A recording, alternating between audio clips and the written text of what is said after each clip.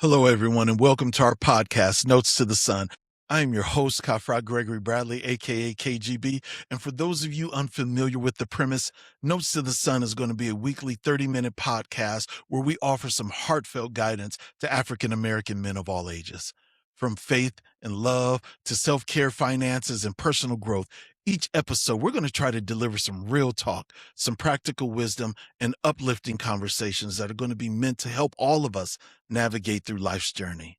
Sometimes I'm going to be joined by guest speakers, and together we're all going to explore the life lessons that we believe every young Black man should hear, whether from a father, mentor, brother, or even a friend. You see, these are going to be our notes that we're going to pass down from one generation to the next in hopes of building a legacy of strength, integrity, faith, and self awareness. So join me on our first episode of Notes to the Sun. Let's chop it up.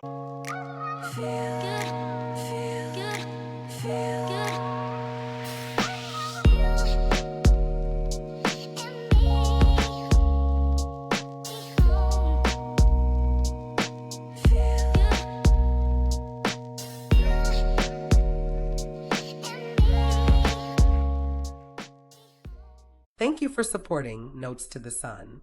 Please be sure to subscribe, like, comment, and share. Welcome back, everyone, to our first episode of Notes to the Sun. I am your host, KGB, and I figured that I would take the opportunity during this first episode really to just kind of share with you my background and kind of what qualifies me to think that I can actually sit in front of a microphone and give any of you any types of advice about anything. Truth be told, I have no idea what the fuck I'm doing. I've never done anything like this before in my life. And quite frankly, I think you have to be some type of lunatic or a narcissist in order to sit in an empty room like I am right now and talk to a damn camera. But with that said, despite the fact that I don't know what it is that I'm doing, I honestly believe that it has to be done. This is a journey that started out for me almost 4 decades ago. You see, my great grandfather, he lived to be 100 years old. And when he was around 90 years of age, my family, we sat down and we spoke to him about his life and we recorded it. My great grandfather shared some information about our family that I had never known, like how we migrated as former slaves from Atlanta, Georgia to Arkansas to Boley, Oklahoma, and ultimately to the Imperial counties in Southern California. This was invaluable information that I had heard for the very first time when it came out of his mouth. It was so invaluable that we decided that we would make it a tradition in our family so that when my grandfather turned 90 years of age, we recorded him speaking about his life's journey as well. Now, while this was all fine and dandy and we loved it, there was a problem for me as a young African American man. And the problem is that I was raised by my mother. My mother and father, they divorced when I was 1 years of age. And essentially, my father was not in my life at all and had literally no role in raising me. So while my grandfather and my great grandfather's stories were wonderful, it really provided me with no roadmap as to how I can achieve those things myself. Because you see, these were titans in my life, these were giants as far as I was concerned. My great grandfather traveled from Boley, Oklahoma to the Imperial counties on a horse and buggy in a stagecoach. He took his entire family to Southern California. They trekked this entire journey, and he became the first African American dairy owner in the Imperial counties at that time. So he was an incredible man and an entrepreneur. He raised fabulous sons himself. Each of them turned out to be great men. My grandfather actually ended up fighting in World War II, getting a Bronze Star, and he was a mountain of a man. Not only was he respected amongst everyone in his community, but he was loved as well. My grandfather had taken on 3 daughters on his own when he seized custody of them from my grandmother and raised him with the help of my step grandmother. So these are men that were giants to me when I was growing up. The problem is, nobody shared with me how to become a giant myself. So who these men were seemed unattainable to me. I seemed small in their presence. I seemed powerless in their presence. And I really didn't know how I would ever get there because there were so many things that I felt were wrong with me so many holes, so many gaps in my own manhood that I never actually saw myself becoming them. So it was at that time that I said, wouldn't it be nice if I had ongoing relationships with these men and they told ongoing stories in their life that would help me throughout my growth and development as a man? Unfortunately, for those dudes, old school, they didn't really talk that much. They really kept to themselves. Both of them, my great grandfather and my grandfather, were quiet men.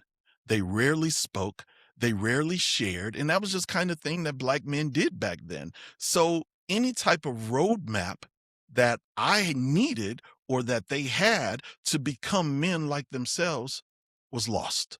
So, one of the things that I said is that should I become a father, these lessons, this roadmap, I would not wait until I'm 90 years old to share that with my sons, that I would do it throughout their lives. So I decided that I was going to put together some advice, some notes to my sons that would help them navigate through life's journey.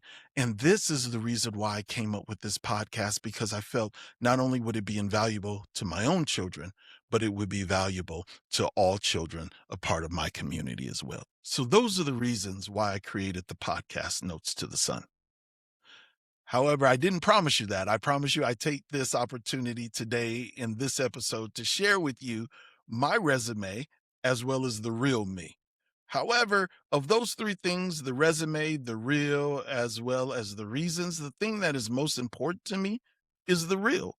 And the reason why is because I can sit up here and share my accolades and my accomplishments all day and night, but that's not going to be valuable to anyone.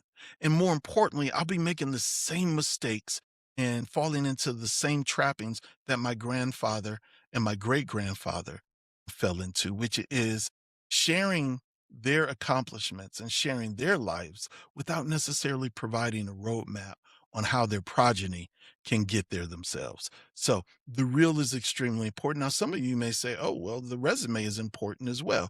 Okay, I guess if you need to know what qualifies me to give advice to anybody about anything, I'd be happy to share it. It's bullshit, anyways, but here it is.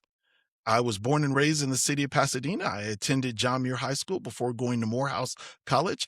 While I was attending Morehouse College, I was an intern for the mayor of Pasadena. Shortly after attending Morehouse, I secured a fellowship at Caltech, where I worked in the laboratory of Nobel laureate Dr. Roger Sperry, where I researched and published papers on split brain theory or callosal agenesis. Shortly after that, I became a teacher and I taught for a number of years before inheriting the family business where I became the CEO of an employment agency. I had a partnership with the family foundation of a billionaire for a few years. And during that time, I secured contracts with organizations like Warner Brothers as well as NASA. I sold that multi-million dollar organization for just hundreds of thousands of dollars when I was in my mid 20s. Shortly thereafter, because I signed a non compete clause, which meant that I couldn't work in the employment industry for 5 years, I decided to take on web design. It was the latest and greatest thing at the time. So I figured I'd put my, dip a toe in and see what can happen. Right after that, I went back into education, started teaching again before becoming an assistant principal and dean of student affairs of a public charter school. That school closed in 2009, and then I became a contractor for the American Red Cross. I did that for a year before being hired on full time as an executive recruiter. I was with the American Red Cross for 13 years. My final title with the organization is I was National Manager of Talent Acquisition. After 13 years, I decided that I was going to resign and start this podcast. Great, right? Yeah, but it's not entirely the real. But what is the real? The real is I was just an average student in high school. I had a cumulative GPA of 2.2, and my guidance counselor had shared with me that I was not going to be able to get to college. So I was actively pursuing the military. Recruiters were at my house almost every single week. It was only when the mayor of Pasadena actually heard me speaking for a Black History event that he took an interest in my education. He had asked me, where did I want to go to college? I shared with him I I didn't have the grades to actually go to college, but if I could go to any college, I wanted to go to Morehouse College, the alma mater of Dr. Martin Luther King, amongst others, as well as the former employer of Dr. Naeem Akbar, a psychologist who I had a great deal of admiration for. He shared with me that he might be able to get me in Morehouse. It was at that point that I told the military recruiters to fuck off and became the intern for the mayor of Pasadena, who ultimately was able to get me admitted into Morehouse on academic probation. So I got into Morehouse College on academic probation, little bit of a hothead at times till fight later on that year. And then they put me on disciplinary probation. So going into my second year at Morehouse College, I was on academic probation as well as disciplinary probation. So it was a hot mess. My second year at Morehouse, my mother, she decided that she was going to open up her own employment agency. And so money was a bit tight. So she was really unable to support me while I was in Atlanta, Georgia, tuition wise, and could barely support me just, with my normal living needs. So I ended up being homeless my second year of Morehouse, and not just because of finances, but also because of fucking up. Ended up being homeless, doing a lot of dumpster diving. So I don't know if the restaurant Ms. Winters is still in Atlanta, but there used to be this spot named Ms. Winters, a little chicken joint. And Ms. Winters had this deal that for 99 cents, you could get yourself 3 wings. Back then, 99 cents, 3 wings. The only way that you could get this deal is if you had this coupon. Well, these coupons were part of inserts that they would put into the school newspaper. Now, nobody really read the school newspaper, so most folks would just throw away the school newspaper with the inserts inside of them. So what I would do is at night, I would jump into the dumpsters and I would grab these inserts and I would pull as many 99-cent coupons out as I could. Then I would go and then I'd start panhandling. So I would walk around campus and ask people for $1. Now, none of these uppity motherfuckers actually thought that somebody amongst them was panhandling, all right, and begging for dollars. So when you go up to somebody, you're like, hey, brother, can I borrow $1? They're like, oh, yeah. Oh, man, hey, man, I left my wallet at home. You got $1 I could borrow? So I did that. All I had to do was that 5 times a week, and I had meals every single day. So that's how I fed myself. In addition to that, A1 sandwiches and a lot of Mr. Check and Top Ramen is what I used to survive. So it wasn't a life worth living, and it made going to school quite difficult, particularly when you have an empty stomach. So I took a year off, but I was stubborn as shit. Decided I was going to go back to Morehouse College, but this time with a girl. And so me and my girlfriend, we had come back to Atlanta. I had attended Morehouse. She attended Spelman, and we decided that we were going to play house for a number of years. Just 2 young ass kids just pretending to be adults. So much that we didn't know. And things got hard. And, I'm not going to badmouth her or anything like that. But what ultimately happened is she found interest in someone else, and for good reasons. And I had a problem with that someone else. And that individual ended up sending about 12 of his friends to jump me one day. And I wasn't in the mood to get my ass whooped that day. So I decided I was going to have a California conversation with his ass, if you know what that means. And yeah. All 12 of them scattered like roaches and then called the police on me. So I was ultimately arrested and subsequently released the next day. All charges were dropped. But I decided that Atlanta, this just ain't the fucking place for me. So I decided to take my ass back to California because I am a California boy, born and bred, and that's where I was comfortable. So I decided to go there, and that's where I actually started my fellowship at Caltech. Dr. Roger Sperry ultimately passed away, and my fellowship ended, but our research hadn't ended. So I needed a way to continue my research, not go back to Atlanta, but still feed myself. So I decided I was going to get a job teaching. So I taught elementary life science for about a year, and I showed up to school every single day, high or drunk. Apologies to those students, but yes, Mr. Bradley was high as a motherfucker when I was teaching you. But I still was a very good teacher, regardless of the state of inebriation. I was actually quite good. My mother ultimately had a stroke, and she was running our family business and employment agency at the time. And so I told her that I would help her run the business while she recovered. So what I would do is I would work 8 to 5 at the employment agency, and the principal of the private school was kind enough to allow me during my lunch breaks to go back to the elementary school and to teach, because even though it wasn't paying me anything, it was fulfilling. And so I did that for a number of years before starting my own employment agency. With a little bit of money that I was able to scrape together, I was able to purchase my mother's client list and start my own employment agency and secure some contracts. Ultimately, I sold the employment agency to a nationwide organization. I think I got like $200,000 in the sale. And back then, that was like, might as well have been a million for a 27-year-old. I went ahead and decided that maybe I need to start a whole new venture. And at the time, the internet was popping. So I was like, shit, everybody's making money off the internet. I need to get into this as well. So I decided I was going to take some courses and learn web design. So I did that. And the thing that was most popping at the time was porn. So your boy decided that I was going to actually build and make adult websites. And so, and for women that were looking to get into the adult industry. So I was a photographer, web designer, and producer of porn sites for roughly about 4 years. And then my grandmother passed away, and the custody of my young cousin fell into my hands. And so he was old enough to really understand shit that my youngest didn't understand. So he was like, hey, I see the shit that's going on in this household, right? And so I said, well, damn, it's about time I need to get out of this industry because, this is no way to raise a teenager. So I stopped that, but I really had no means of making money. And so I decided to go back into teaching. So I taught computers at a charter school before becoming assistant to the principal and later on the assistant principal. So I became the dean of student affairs and assistant principal for a charter high school in Pasadena for about 5 years. The district ultimately cut the funding for the charter school, and I found myself unemployed again.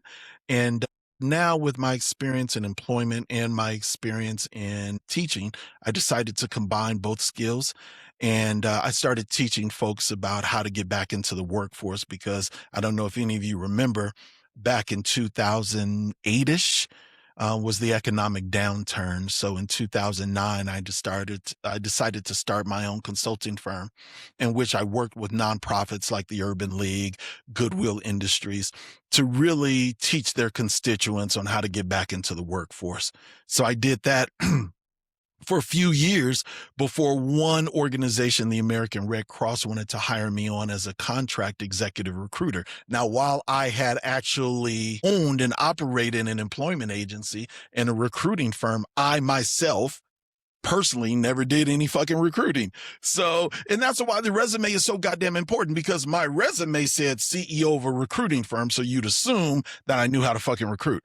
I didn't. I was an operations guy. All right. I was a money guy. I knew very little about recruiting. My wife now, who worked there, she was an expert in recruiting. My mother, who owned the employment agency, she was an expert in recruiting. I was really about relationship management, building operations, things like that. So I winged the interview with the American Red Cross and got the job. I eventually became an executive recruiter for the organization, and that turned into being national manager of talent acquisition. I've done this for 13 years, and recently I resigned. I've been unhappy with the organization probably for the last 8 years. I just didn't know the money was good. The benefits were good. Everything was great. But just something inside of me just kind of felt empty. Again, there was the resume on paper. It looked like I was doing well, but in reality, I felt incomplete. Something was missing, and I didn't know what it was. And then it hit me all of a sudden that in my life's journey, no matter what I had done, I'd always been teaching.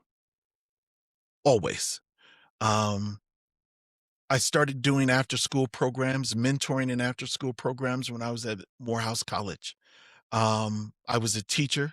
I started my own rites of passage program, Simba Wachunga, back in 1993. I've been a teacher. I've been an educator.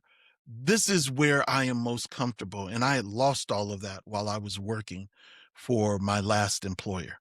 And so when I lost that, I realized that I was losing a part of myself. And when the idea of this podcast had come up for the first time in about 2 decades, I felt happy. I felt like the two sides of me were coming together, the resume and the real. For the first time in a long time, I felt whole. I felt complete. That Kafra, the professional, Kafra, the man, Kafra, the father, Kafra, the friend, were all coming together and they were introducing themselves to one another and they liked each other. So, this is our first episode of Notes to the Sun. Let me reintroduce myself. My name is Kafra Gregory Bradley, and I am your host, and I am looking forward to this journey. Take care.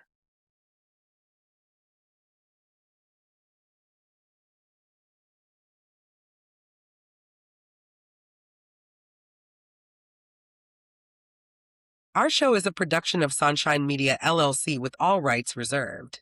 The podcast and its contents are protected under U.S. and international copyright law.